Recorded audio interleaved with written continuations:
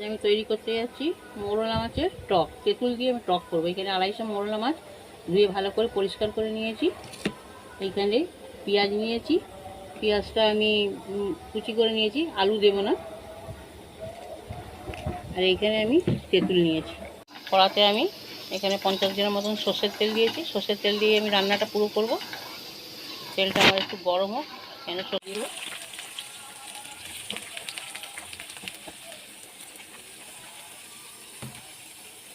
পেঁয়াজটাকে একটু নাড়াচাড়া করবো, একটু নরম হয়ে আসলে তারপরে মশলাটা দেবো। পেঁয়াজটা আমার এখানে নরম হয়েছে, এবার আমি এখানে মশলাগুলো দিয়ে দেবো।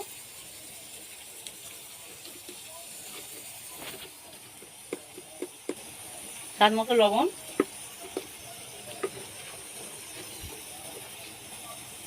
হলুদ গুঁড়ো,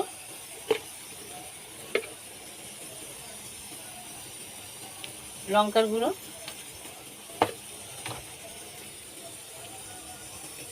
জিরের গুঁড়ো।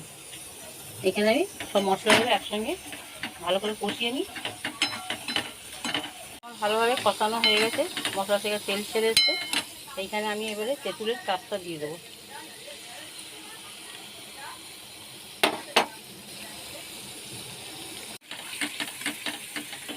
দেখুন আমি আলাদা করে কোনো জল দিলাম না, এই তেঁতুলের কাপটা দিয়ে দিলাম। এবার গ্যাসের ফ্লেমটা লো করে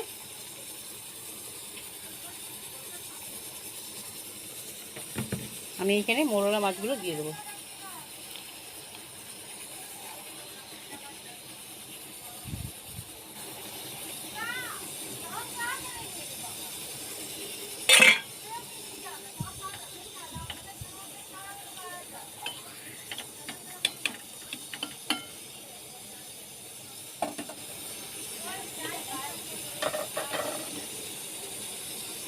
তিনটে কাঁচা লঙ্কা দিয়ে দেবো।